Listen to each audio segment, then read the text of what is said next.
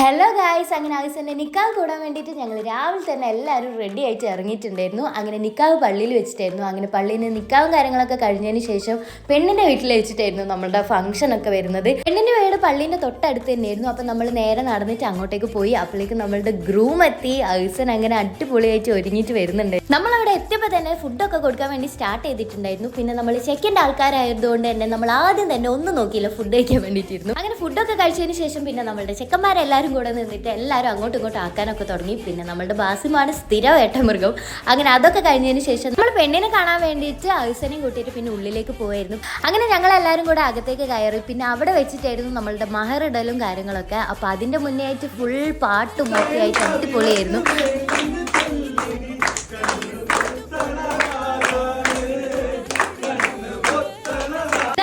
Bride Rizwana. അങ്ങനെ പരിപാടിയൊക്കെ കഴിഞ്ഞതിന് ശേഷം പിന്നെ ഞങ്ങൾ ഇറങ്ങി. അപ്പോൾ നെക്സ്റ്റ് ഒരു വീഡിയോ ആയിട്ട് കാണുന്നവരെ